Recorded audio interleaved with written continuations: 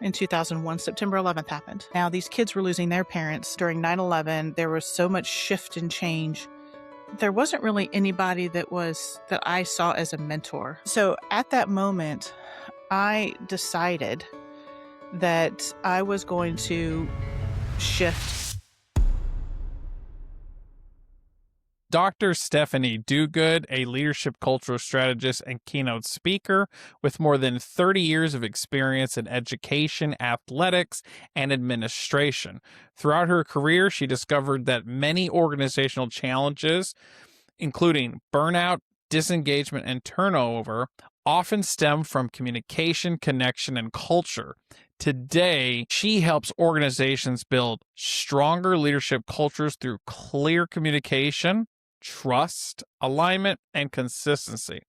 Her work empowers leaders to create environments where both people and performance can thrive. Dr. Stephanie Duguid, welcome to the Manager's Mic. Thank you so much, Paul. It's a pleasure to be here. I'm very excited about this conversation because what I love is when I asked you, did you have any questions that you wanted to be asked? I have never had anybody email me a very easy to understand document that I could help guide our conversation. Like, I almost fell out of bed last night because I was so happy. So that's who I am. No, I love it. And I always believe people win in preparation rather than reputation. You know, I think that's a belief I have. So I have some of your questions here, and I might change some of the wording, but of course, we're going to start this conversation just around some roots where leadership began. Mm-hmm. So in a lot of your content, you'll often say leadership begins with connection. Growing up, you accompanied your mother on welcome wagon visits, walking into the homes of strangers to help them feel seen and welcome. Mm-hmm. What did those experiences teach you about leadership before you even realized you were learning it? I love this question because it really talks about the foundation and how what my mother did modeled so much. And we don't always realize that as kids, that our environment is the model for what we're going to become. And so for anybody that doesn't know what the Welcome Wagon is, it is an organization that used to train individuals in the local community to visit anybody who was new and welcome them and share any tidbits, facts, great things about the community. And really, they were the go-to person. So my mom graduated from Welcome Wagon School in 1977. I have one of her little Welcome Wagon pictures, and I was 4 years old. And so I would go with her on these visits to these different houses where she would convert strangers into friends, lifelong friends, in the matter of minutes. And so when I saw that, I thought that that was normal. I thought that's just how you communicated with people all the time, and building those connections and relationships and making those people feel like they were seen and heard, meaning they felt like they belonged and they were comfortable with her, came so naturally. So as I grew up, I was able to build relationships like that with my friends and my teachers and my teammates on the sports teams that I played. And I didn't realize till I was an older adult, in fact, in my teaching positions, that what my mom taught me helped me to be a better educator and administrator because I could connect with people like nobody else could. Because I didn't have classroom management issues. I could teach professional development to anybody. I could have a conversation with somebody as, young as elementary and then all the way up to being a legislator for a state organization or nationally. So her foundation really taught me how to connect, and that has been the basis of everything that I do. Even though it's been some time since you were part of the welcome wagon visits, can you recall any particular visit that has stayed with you throughout your leadership journey? I don't know if there was one particular visit because there were so many, but I do remember the way that my mom spoke to individuals, not only as the welcome wagon lady, but also she was a 40-year educator. And so talking with her students, teaching her classes, interacting with individuals, people just leaned into her because she made them feel safe. She made them feel comfortable.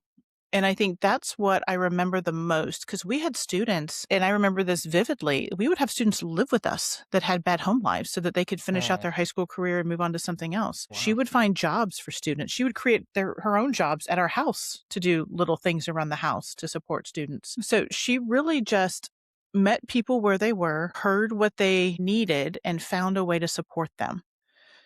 And I think that was so unique because way back when, of course, there wasn't internet, so she did the old traditional phone calls. I mean, I remember she used to sit at this little table in our kitchen area, and she would just make phone call after phone call, not with an agenda, but just to check in with people. And then she would also write letters, handwritten letters, which Hmm. I know a lot of people don't do anymore, but she did it every day. Oh, In wow. fact, she came to visit me in Phoenix one time. She came with 2 suitcases for a weekend, for a 2-day trip. One was for clothes, and one was for her stationery and her address book and her stamps and everything else. And she sat in the backyard and wrote letters for an entire day. And when you take time to do that, people remember it. In fact, I had somebody that reconnected with me. She was actually one of my mother's students. My mother was her elementary teacher, Hmm. and she had saved a letter that my mom wrote her for 50 years.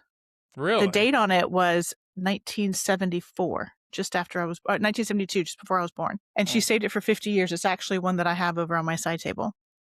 Just to show when somebody connects with you, when somebody takes time to write a letter to you, that means something. And I've always remembered that. It's fascinating to even talk about the concept of writing a handwritten letter. If I got a handwritten letter, I would be Mhm. scared today, you know? But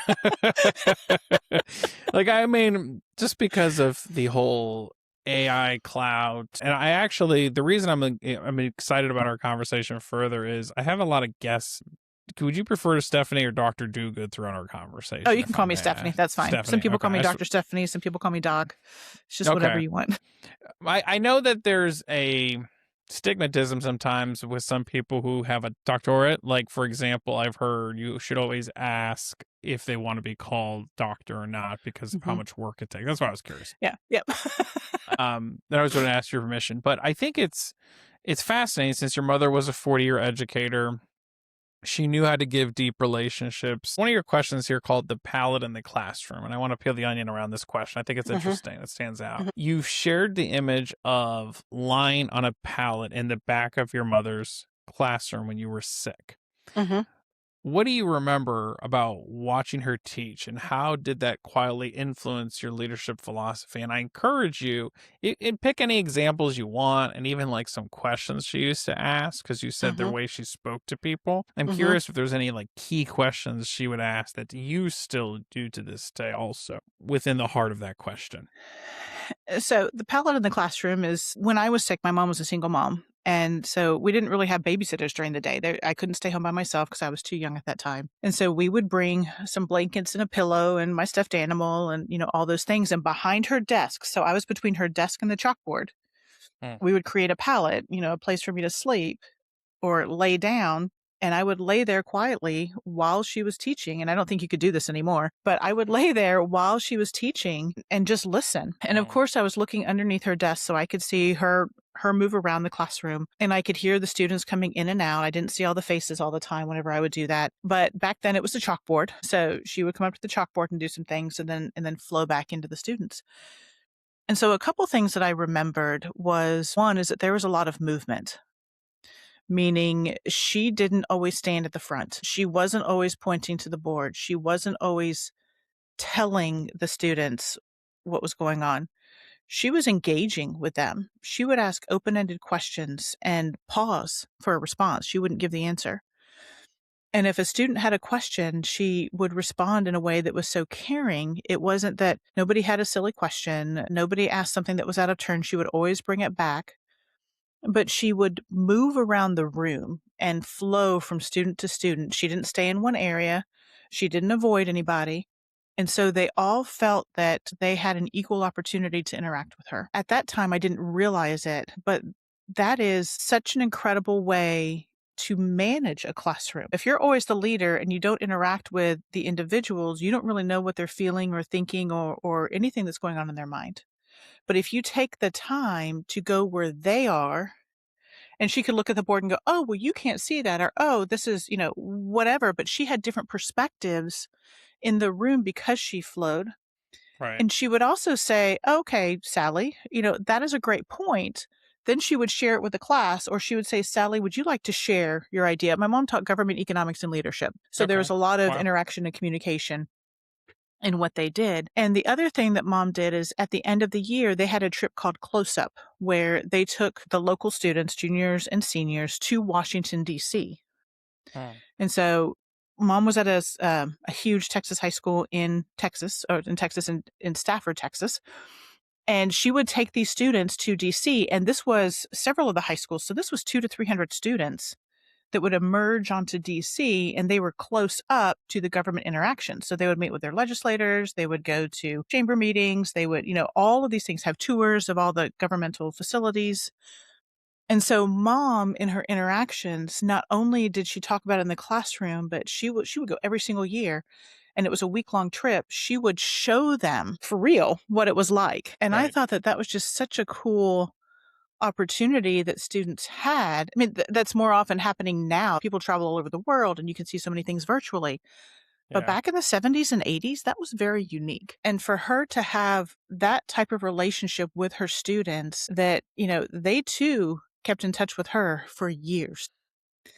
And she would recognize them. We were in Washington, D.C., in Union Station, and I was with my mom. We were about to get on a train, and somebody came running down the steps going, Miss Rector, which was my mom's name. And my mother turned around and called her by name. And this was a student she didn't have in class for about 20 years, but she remembered them. She knew them. She was invested in them.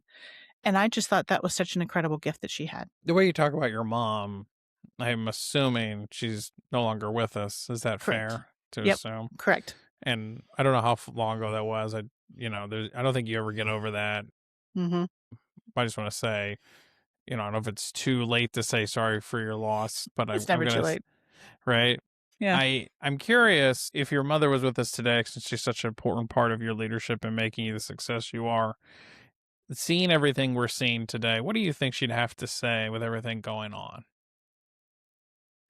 Well, let me back up and tell you a quick story about her Sure, and please when I do. lost her, and that will answer a couple of the things now.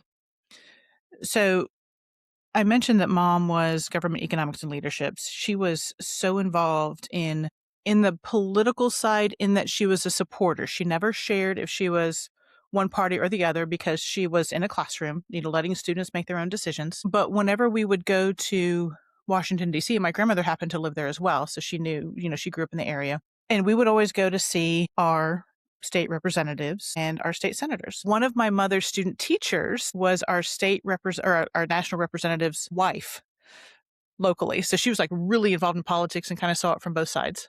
Yeah. But mom was, bigger than life, Texas woman, tall hair, long nails. When she said she was going to arrive with bells on, she did, because she had a bell necklace. Mhm. So my mother happened to be somebody that knew that I was going to go into education before I did. I was kicking and screaming, saying, I'm not going to go in the classroom. I'm going to go athletic training, the non-teaching route, just to make sure that I'm not in the classroom. Well, of course, my first job, I had to teach with it, and I loved it. So I went back and got my post-bac degree in teaching. And on my third day of my first real teaching job, my mom sent me flowers. The first Uh, days of school are crazy. And so I didn't have an opportunity to give her a call back, or the time to give her a call back. And I wouldn't be able to because she died in a car accident that night. your mother. And my mother did. And so this was August of 2001. And Mm. so I was in my mid 20s. And at that time, I was like, oh my gosh, she was 61 years old. Why did this happen to a person who was so good, that did so many things for so many people? I mean, of course, she has her flaws, but I choose to remember the good things. Yeah. And it really hurt my heart that my mom was taken so early. And then, of course, a couple weeks later, in 2001, September 11th happened. And so 9/11 happened, and I happened to be teaching at a school in Arizona where the students were sons and daughters of military personnel at Luke Air Force Base, which was the F-15 jet training center. So as soon as 9/11 happened, their parents were getting deployed. So not Mm. only had I lost my mom, but now these kids were losing their parents all in the matter of a couple weeks. And meaning losing them, meaning they were going off to war. Yeah. I'm with you. So it was a huge dynamic for me. But when 9/11 happened, I then realized why my mom had to be taken. Because in my mind, the way that I dealt with her loss at that time is that she needed to be the welcome wagon lady in heaven to welcome all the people who lost their lives for 9/11. Mm. And so for me, when I was coping with her loss that way, I said, "You know what? If in her loss she can be used for something better, then in her loss I need to do something better." So instead of squandering and going into a deep depression and wondering why did they take her, I used it as an opportunity to continue her legacy. And so in doing that, I feel that my mom, with the political atmosphere, and again, I don't talk about politics very much, Yeah, but it's I okay. feel that she would be distraught Hmm. just because she cares so much about so many people. And the fact that there is kind of this pulling from one side to the other, no matter which side you're on, Right. that she would almost be at a loss and wanting to fix it. You know, Yeah, she would I want to agree. hear everybody's sides and what is going on. She was a typical Texas woman, but she was born and raised in DC and Maryland area, a very faithful person. And I think that she would have had some challenges with all that's going on right now, but there would be a lot to talk about in her classroom as well. Yeah. I just want to say I do invite any feelings you decide to share in our Mhm. conversation today. Mm, It was kind of hard for me just because, like, I know my mom's getting up there. So it's kind of Mhm. like, you try to do these podcasts, Yeah. you try to save face, but it's hard because I do believe, even though we've had only a handful of conversations, Stephanie, she'd be proud of you. That's just Oh, something I'm going to go out on a limb and say. well, thank you. And no, yeah, I just wanted to. That's coming from the heart. Also, in your questions, because that date changed everything. She's leading Mhm. people into heaven, and I believe that to be true as well. There was a framework that came out of it. Mhm. I was wondering if you could kind of peel the onion and give people that framework from that moment that shifted everything. Well, when I lost her, as I mentioned, she was my mentor. She Yeah. was, I mean, I lived with her. My parents got divorced when I was 6. I'm still close to my dad. In fact, he lives here on our property with us still.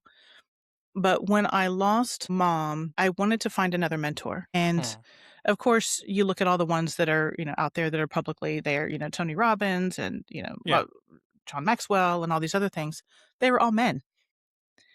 Yeah. And I wasn't aligned with working with a man, much less I probably couldn't afford it at that time anyway. But I kept thinking I need to find a female that could be my support network. Hmm. Well, in my space where I was as a younger teacher in classroom during 9/11, there was so much shift and change. There wasn't really anybody that I saw as a mentor, and especially not as strong as my mom was. And so I finally sat down one day and I'm like, "You know what? I don't need anybody else to support me right now. I'm gonna focus on, instead of what would Jesus do, like some people say, I'm gonna say, what would Margie do, which was my mom, or what would mom do?" So at that moment, I decided that I was going to shift. Instead of going the negative route, go the positive route. That was the first step of this framework. I call it decide, discover, defy. So I Hmm. decided to make a change. I was tired of whatever was happening. I needed to make a change. Then I discovered, so that's the second D. I discovered that I'm stronger than I realized. That by taking one small step at a time, no matter how difficult it was, knowing that there were all these emotions, I would hear a song on the radio and break down. I Yeah. would, pass by something. I lived in Arizona and she mainly lives in Texas. And so I would pass by something that reminded me of her and I would break down. And the loss never goes away. The hole never goes away. I mean, time makes it easier to deal with, but I mean, it's been 25 years, but I still think about her all the time. Yeah. And she's involved in everything that I do. So I had to discover who I was, what I was going to do, and find my journey along the way. And because I did that and I chose to see the positive light out of something so horrible, I defied the odds. Hmm. So that's where the decide, discover, defy came from.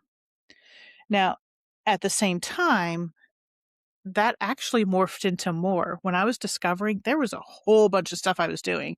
Like the Decide was 10%, the Defy is 10%, and then the 80% is the Discover.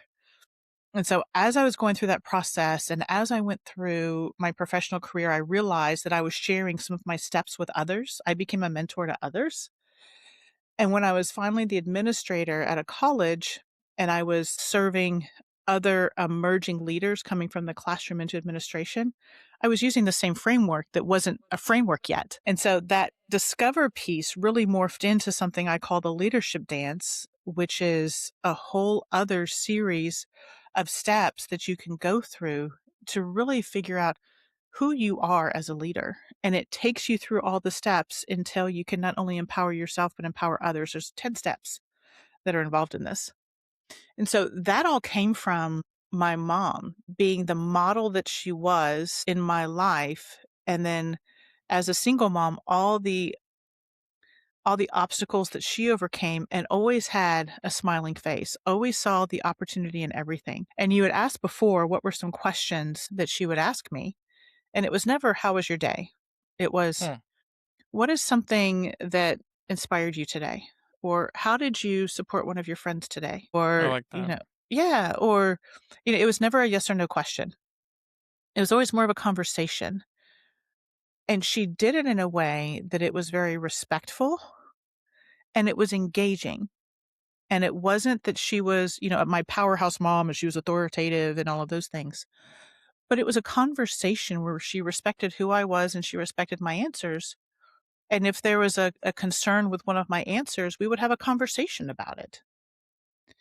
And that's how I learned. And that's what I realized in speaking with anybody else. It's not being authoritative. It's not pushing your ideas on them. It's having that conversation no matter how challenging it is. Sometimes it's uncomfortable, but if you present it in a way that you are really seeking more information to understand the situation and make a value-based decision, then everything changes. Yeah. No, I love that. And I love that framework a Mhm, lot. The decide, discover, defy. It's something I can definitely I haven't heard it quite that way before. So I mhm. think it's very powerful and I like its roots. I don't know if I overlooked this. What was the athletics that you were most passionate about when you decided to go into that? Was there a particular sport or what was it you were Mhm. drawn to about that? So I've always been a very active individual. In fact, as a kid, I did dance. In junior high, I was on a national jump rope team. I was in the rodeo as a kid. So I was a all around sub junior cowgirl and won a saddle as a kid in junior high. Yeah. And in seventh grade, the first sport that you could try out for was volleyball. And so I tried out for volleyball. I had really good hand eye coordination and I just excelled at it. Mhm. And so I played volleyball all the time, year round, starting from seventh grade. When I got into high school, you have those club teams. So you have, well, way back when. So you had your sport that you played. So volleyball went through October, November. And then I played club ball from November all the way through August. And then I start back with school volleyball again. So I played it all the time, traveled around the state, went to Junior Olympics for a couple things. And I even had the opportunity to play in college. So I played volleyball at the University of Southern Mississippi. And then I also played soccer. Quick story, which is really funny.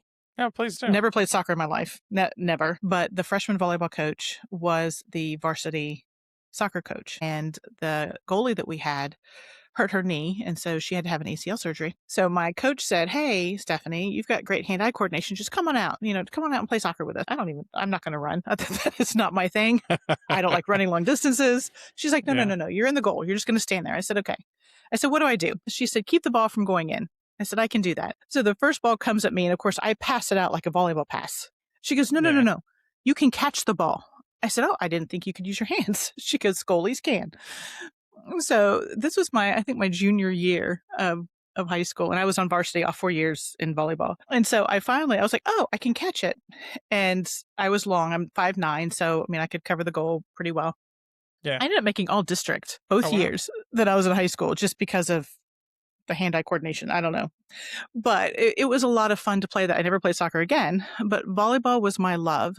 And with that, I also have a very logical, analytical mind. I love math and science. And Yeah. so I decided to go into athletic training. I didn't want to go into medicine. I didn't want insurance companies and pharmaceutical companies telling me what I couldn't do, even at that time. So I Yeah. chose athletic training to work with active individuals and had my first degree is in human performance, athletic Yeah. training, and one of my masters is in sports healthcare. So when I look at these things with culture that you mentioned in my bio, I look at it in a very unique way because I look at the anatomy and physiology responses to culture and stress and all of those other pieces. So I look at culture as the intersection of communication, leadership, and wellness. So all those things come together, but athletic training, sports medicine, that is my first love. Hmm. I love that. We're going to get into some stuff around burn up and hard truths, but before we do, I'm hope if people have joined us this far in this episode, they're asking, how do I learn more about Dr. Stephanie Duguid? I was wondering if you could share where you prefer to be contacted and speak to Mhm. where more people could find you. Of course, you can find me at meetdrstephanie.com. Meetdrstephanie.com. That'll take you to my website. And there's a whole bunch of information on there, not only about me, a little bit about what I do with organizational cultures, but I started out with focusing on mentoring women in educational leadership because that's where I once was.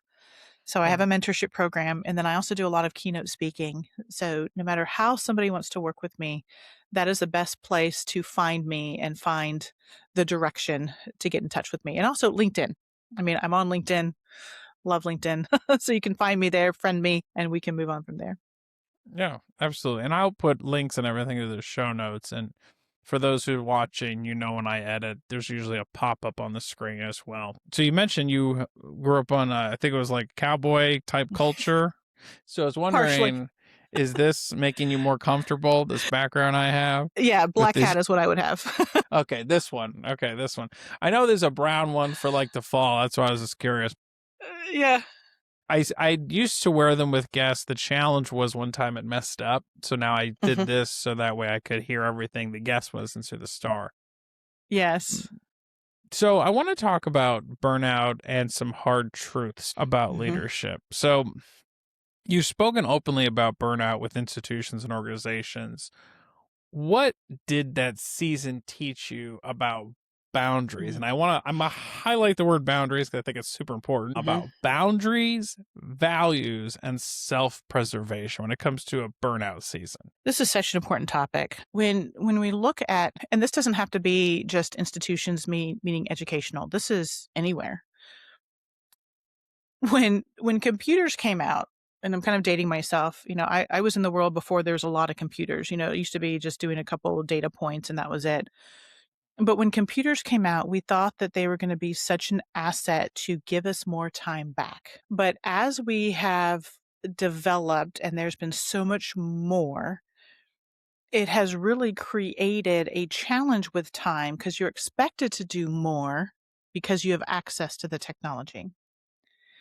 Now, fast forward to COVID 2020.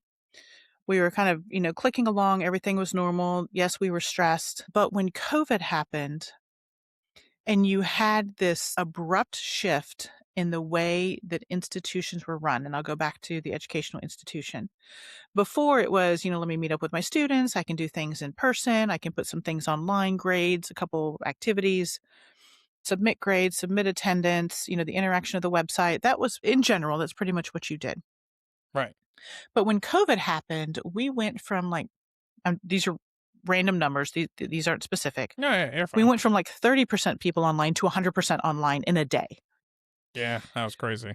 So shifting everything in such a massive form was draining. And Yeah, you were expected to create everything in the matter of a day, maybe a week, because you had to have a little bit of leeway. yeah, Well, once that happened, it didn't stop. So since 2020, everything is now online. There's new opportunities, there's new resources, there's new tools, there's new everything. And something is always better than the next, and something is always competing with the other. And because of the technology, some people are leaving because they don't want to deal with the technology. Maybe they're old school or they don't want to deal with it. They want to do things their own way. right. Others are confused about the technology, so they're frustrated. But when people leave, they're not rehiring those positions because we have the technology to take care of that position. So now you're having individuals that not only were they already overworked and overwhelmed, but now you're not rehiring individuals or you don't have the right people in the right places in the organization that causes stress and burnout while the leaders are still really focused on the data, the output. What's our graduation rate? What is our attendance rate? What is our success Yeah. rate? How are the class grades? What's the interaction with your online activity? I mean, all of these data points, and it's almost blinders to who is creating the space. Right. So we are so focused on the policies, procedures, the data, the politics within the organization, all of those other things that we forget about the people. And so when you talk about burnout, people don't feel heard, they don't feel seen, they don't feel appreciated, they don't Right. feel like they have enough time, and that is continually getting worse. And so even when you had a culture before COVID that maybe the leader wasn't very engaging, it was okay because you had that opportunity to collaborate with others, share some experiences, have some interactions. But now it's almost head down to the grind, and we can't do any of those other things if the data points aren't there. It's all about accreditation, it's all about output, it's all about success. Right. So when you talk about burnout, because of the stress, individuals are feeling overwhelmed. They are feel like they can't be creative. They feel like they can't really breathe in their space and they're taking extra time, which is away from their family. If they have health issues, they have to deal with them, but then, they miss work and that causes a whole other range of issues. So it's a Yeah. very big thing. So when you talk about burnout and boundaries, it's being able to be strong enough to realize that you have to have boundaries. If you are able to and have the opportunity to leave at, let's just say, 5 o'clock. Oh, but I have this big project that is due. Well, can the project wait? And I was really bad at this. I have to admit, I was very Yeah. bad at this. I would stay late after hours. I would get there early in the morning Yeah. because I thought I had to for my job. Yeah. So I can But relate. Yeah. but what I realized is that if I wasn't there, they'd replace me. Yeah. Even if I I agree. wasn't there, they would replace me. And so I had young kids at the time, and I started to feel the pressure from above saying, "Hey, this has to get done," or "We need to do all of these things," or "This is what you need to do, and I don't have to tell you why." You don't have to understand the why, but this is what you have to do. And that started weighing on me very heavily. And so when there was some changes in the leadership space, and I felt that the newer leaders didn't share the same values I did because I was there for the students. I Yeah. wanted to make sure the students had everything they needed, promote the students, support the students. That's the whole reason we're there. But in my opinion, when the values of those that I worked for shifted and it was more about them and their name on something rather than the reason we were there, I realized there's a disconnect. And so I feel that your values have to be in line with where you are. And if they're not, then you need to have a deeper conversation with yourself. But it also shows to the boundaries and the self-preservation because I wasn't taking care of myself either. And you only have one body. If you don't take care of it, where are you gonna live? No, I can relate in some regard. I remember I made a mistake years ago. In corporate, sometimes they'll have annually like an HR human resources call. You're Mhm, probably familiar with this on some mhm, level, unless um my gut talking. And I remember I was going through a really like challenging time in my career, mhm. and I remember I had like an outburst. Not an outburst, but like I was really mad. I don't know if you ever like was in a meeting and you're like you felt for some reason you had to hold court. And I want to be very clear what I'm going to say here. This was a mistake I made, Mhm. Stephanie. Like this, I don't recommend people do this. This was a bad, no, no, don't do that, Paul Leon moment. And I remember after the leader I was reporting to, I had this like self-reflection, and we had met and I started the meeting with, "Hey, I'm really sorry. I know that my communication in this meeting was poor." And Mhm. like he he had a talking to with me that was very uncomfortable, but I needed to hear it kind of conversation. But he said, "You're just part of the system, dude. When are you gonna get that in your head?" And I remember that moment, and, like, I don't think he was saying it from a place of, "I hate you, I don't like you," but I feel like he said it from a place of, like, "Thank God you're here. Mhm. Accept it," kind of thing. Because we're in a time of dramatic technology change where it almost seems like biology is taking a back seat, there are some beliefs that are going to have to change amongst our society if people leadership's going to stay top of mind. I'm curious, what's one leadership belief you once held that you no longer believe that may relate to this time or Mm. just in general, Stephanie? So, I always used to believe, one, that if you did your job well enough that you couldn't be replaced. I really did. Yeah. That people would appreciate you for what you were doing, and they don't. And they don't. And I found that, in the space where I was and the people that I worked with, I was at a college, I was over 10 divisions, had a whole bunch of people that worked for me, involved with 3 different campuses and a lot of different things. I found that when I came into the space where I was faculty before I became the dean. And by having that experience, I knew what the other faculty that I now oversaw, what they were experiencing. But I also went from being a peer to a supervisor with a lot of these individuals. So there's a shift in our dynamics. But when that happened, it was really challenging for some, but for others, they're like, okay, well, she cares about us, but she's still going to hold us accountable because they know who I am. And I always Right. say that I'm CDO. Have you ever heard of that? I'm See, not okay. You've heard just of OCD? Have you heard of I've heard of OCD? OCD, Okay. overly compulsive disorder, which Yes. I Yeah, have a friend obsessive from compulsor. CDO. Well, Yeah. CDO is OCD in alphabetical order as it should be. It's just me Okay. being overly OCD. Gotcha. So, I Okay. mean, people knew that I was like that, so I follow the rules. If I say to be here on time, you should be 10 minutes early, Right. those types of things. So I hold you accountable.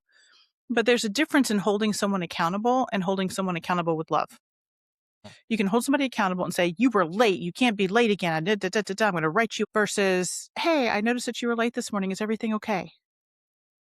And if they say, Mm, "Yes, thank you for asking," maybe they had an emergency with their family that morning. Maybe they had a car accident on the way, and you don't know unless you have that opportunity to hear it. And so I went from, some leaders that make assumptions, they only have their perspectives in their mind when they speak to you versus, "Hey, this is a situation. I hope everything's all right with this situation." And then you get the rest of the story. And then you can support that individual. If they say, "No, I was just running late." I'm like, "Well, thank you for letting me know. Hopefully we see you on time tomorrow." Non threatening. I'm not going to yeah. write you up for one time. Right. But whenever those things happen, I realized that the way that I treated those individuals, we became almost a family. We would support one another. If somebody was out, somebody else would cover without question, without asking to be reimbursed or compensated. If something happened and there was a mistake, people would jump in to try to help each other because that's what we had developed. You weren't on an island, you weren't on your own. Right. But there was a huge divide between those individuals and some of the other departments or even above because they could feel the difference in this is a creative, I feel free to share my thoughts and my information versus I'm scared to say anything because somebody's going to snap back at me over in this situation. So Yeah. I think with my belief is that one that you were that I was not I that people could be not be replaced and B that you could be appreciated and that was just a natural part of it. But I made a point as a leader to appreciate individuals, even if it was a small thank you or great job on this report, where other individuals don't and other departments Mm, didn't. And that made a huge difference. hmm. No, I love that. You use the phrase authority without armor. We may have already kind of peeled the onion around this in some of the Mhm, content you've spoken to. mhm. Is that what that means, or what does that mean personally? Especially for women who may feel they got to harden themselves to be more respected in the workplace. I know I'm not a woman, but I Yes. feel have had a lot of female guests, and I'm noting this sitting that pattern recently. Yes. And that's one thing that in education specifically, and again, that's where I've been for 30 years, you notice that, again, random numbers, Yeah, 90% of faculty are women, 10% are men. But if you right. go to the administration, presidents, 90% are men, 10% are women. So it flips along the way. Hmm. And what I have found is that the women that get to that point feel that they have to become very masculine. So you can see how they shift from where they were to where they are, and a lot of times they have that masculine output, if you will. Not all of them, but a lot of them. And so authority without armor is similar to what I mentioned before, is that, you can have these conversations with individuals, and it's having expectations with love, accountability with love. And John Gordon is one that talks about this all the time, is whenever people know you care about them, they're going to move mountains for you. They're going to do anything that they can for you. So authority without armor is really talking about the communication side. When you're in a manager's position, when you're in a leadership position, a lot of times you have to have difficult conversations. And so authority without armor is, how do we have that difficult conversation without getting our guard up, without putting on that mask, without putting on that shield and trying to block anything that comes our way. So, how can we have a conversation where it's, help me understand whatever this is, or how can I support, or what is your next step, or what do you feel you should? And so, there are conversation starters whenever you have difficult conversations to help you respond to individuals rather than react. And when you respond, it's getting to know more information. Where you react, you're making assumptions and just pouncing on somebody. It Okay. also encourages you to think about your voice, your tone, your body language, all of those other pieces. Because you heard me say earlier, "Why are you late? I can't believe you're late today. This is your third time." Okay, Yeah. that's one way. Or I can say, "Oh my gosh, why are you late? I know this is your third time, but are you okay?" Yeah. Similar words, different tones, different meanings. Yeah. So, authority Agree. without armor is really kind of breaking down that communication pattern, but not only thinking about your words, also, your hand signals. Are you here? Or are you, with your arms crossed? Or are you open and willing to receive? And then finally, the environment aspect. A lot of people don't consider where they are in having a conversation. For instance, in my office, I had a large square rectangular, more so desk, one of those really big desks that went all the way around the corner. And so if somebody came in, they felt like that they were in the principal's office if I was sitting and they were standing looking down at me, or if I was standing looking down at them, whatever it was, we had this big barrier. But Right. when we were just having a conversation, or I needed to have just a conversation without that angst and anxiety working in, I would move over to a small round table that was a two-person table. And that just shows that we are on equal playing fields. Hmm. And so the guard came down, the stress came down, and we could have a better conversation. So Yeah. authority without armor talks about how to communicate and all the aspects of communication. And it also includes how to interact with people in meetings, because there's ways to run meetings that can make a huge difference so that they're non-threatening as well, but very productive. No, I like that. I like those concepts and ideas. They're subtle, but they Hmm. make such a huge impact. I want to go a little deeper with you into the heart of your work, if that's Sure. fair, Of course. Stephanie. Earlier, you were talking about women. I sometimes hear from women in leadership positions that they have to be more careful. They have to not have resting, you know what face, Hmm. etc. Hmm. When women come to you doubting themselves, and I'm going to ask you this because I can't answer this question. Hmm. It wouldn't mean anything as a guy, I feel.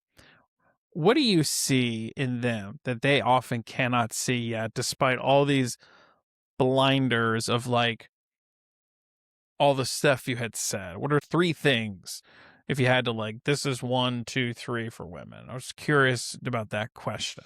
What they're experiencing when they have this doubt about who they are. Yeah, because you had talked a lot about like women in the workplace, and I Hmm. always find this such an interesting topic. Part of the reason I do this podcast sometimes is to help that one new leader who doesn't know anything, man or woman, know what they don't know yet. And I don't feel I could speak to women as well on this subject matter, Hmm. which is why I'm challenging you with this frame. So three things do come up to mind, and I'm sure that there could be more, but I'll start with the first three. Please do. The first thing that I would share is, not all leaders are good leaders. Hmm. So there are some people that are there for the right reasons, and there are some people that are there for the wrong reasons. Then there are some that are there for the right reasons, but they're horrible at the job. some that are there because they don't want to be there, but they're really great at the job. So there's this whole spectrum. For instance, if you think of, and again, this is just an exaggeration, Hitler was a good leader, but he did horrible things, Yeah. right? And there are other people on the opposite side. There are some teachers that are not very good leaders, but they really care about those that they work with. So it's finding a dynamic in the middle. And so the first question I would ask is that for the leader that's in the space, are you there because you are self serving or are you there because you're selfless? So are you doing it Mm, because you want the position, you want the title, you want the power? Or are you there because you care about individuals, you want to serve the mission of wherever you are, and you're there to support others in their journey? So that's the first question. If yep. you are that self serving leader, then you're not somebody that I can work with unless you are willing to shift Mm, because they already have something in their mind. So that's the first thing. And the person you're speaking of, self serving, narcissistic, I see it right there. right. But if you are that person that says, you know what, I need to change, I really enjoy doing this, I want to support others, and they see themselves as selfless, then I would put them in this other category. And that's absolutely somebody that I would want to work with. So, Mm, one of the first things, especially for women getting into leadership positions, is a lot of times they don't feel like they deserve it or they don't feel like they're qualified enough for it. And a lot of times that comes across as what we call imposter syndrome.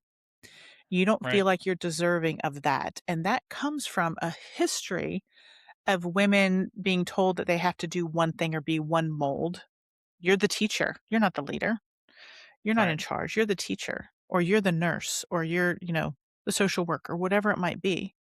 Right. But over the years, because of most women's ability to blend not only leading, but multitasking, the empathy side of it, all these other pieces, they're usually the perfect type of leader to step into some of these places. And so I would encourage them first is do an activity called Own Your Greatness, which is Mm, write down everything great that you've done. And I don't mean it has to be big like an award or a celebration. It could be, I got out of bed 5 days this week and I didn't hit the snooze button. I got my kids to school on time all week. Whatever it might be, I got up 3 days this week and I went for a jog or I went to the gym. yeah. Start writing those things down and just keep a running list. I'm not talking about a resume. I mean, just a running list of all the great things you did. Then take a break from it and come back and read it with energy and power as if you're reading about somebody else. And you'll go, oh my Mm, gosh, that person is freaking awesome. And that's you. And so take that step, make that application. Most women don't apply for something unless they have all of the skills and qualifications. yeah. I've heard Most that a men lot. will apply to something even if they only have 40% of them. But it's because they're willing to take that step. So get out of your comfort zone and take that step just one time. Just one time. So that is Yeah. the second thing. So the first one is being a selfless leader. The second thing is working on imposter syndrome. And everybody suffers from this. I mean, I've suffered from this. I still do in certain cases and situations, but most Oh, women yeah. do suffer from, and even men. But the last thing I would say is to wear your own shoes, which is a piece of advice that the chancellor of one of the Arkansas universities said when I had her on my show is to wear your own shoes. So many people get into positions and they try to copy those that were before them or those that they've seen in a similar space somewhere. But you are not that person. That is not who you are authentically. That is not your authentic self. So Yeah. you wouldn't want to wear somebody else's shoes. They probably don't fit. They're worn differently. They have different size heel, different types of soles. When you step into leadership, wear your own shoes and develop the culture and the environment that you would want to be a part of. Become the leader you always wanted to have. Don't Yeah. become the leader that people want to run away from. Because Mm, if you're the latter, just because you have the term leader, nobody's following you. The yeah. person that's the leader is the one without the title, without any of those accolades that people are following because they want to be around that individual because of the amazing positive influence they have. Yeah. Amen. Well said. And the other thing I also say to piggyback something you said earlier, for women who may be hearing this and struggling, just remember, I don't know of any women Hitlers. So you're already winning. So That's right. that's that when you think about it, like the guys are losing in terms of a comparison contrast legacy. I think it's Hmm. important. When your career is complete, what do you hope people say about you and how you led and how you made them feel? when it's all said and done. I just want them to say, I lived by my name. I'm Dr. Duguid. And so that I support others, that I encourage others, that I, walk as I hope they see that I choose to walk, and that I'm continuing on my mom's legacy of supporting individuals and making them feel seen and heard. And so my goal is just to empower women to transform cultures so that people want to stay, where it's an environment where they feel trusted and safe, and just continue on, serving people with goodness. I always say, serve with goodness, lead with greatness. Mm. So your goal is to serve others for the goodness, but then to lead them through to reach greatness. My whole thing is that I come from a place of caring. I Yeah. come from a place of wanting to support others, and I started in a place of supporting women in education through my years and just after I left the educational space, but that has really morphed over into culture. Hmm. And so I just encourage those who are in a leadership position that if you have the opportunity to be proactive and explore your culture. Because if you walk in a room and people are excited to see you and their conversations continue and they have questions for you and there's interaction and you feel welcome, then you probably have a pretty good culture. But if you walk in that space and it's dark and dreary and somebody walks the other way, the conversation stops, or you just don't feel that you belong, then there's probably something wrong with your culture. But the key is you have to be the leader that's willing to hear that and see that. And so I encourage you, if you're willing to be proactive, reach out to me. I have something called a culture pulse check that you can get some amazing insight in a matter of minutes with your individuals. Or better yet, take one person out to lunch offsite, out of the building, out away from everybody else, and have a conversation and ask them, how are you enjoying your job? Hmm. But the key is make sure that you listen without defending. Just listen and be willing to receive. And once you do that, you're going to find out so much and have much more insight to what's going on in your organization.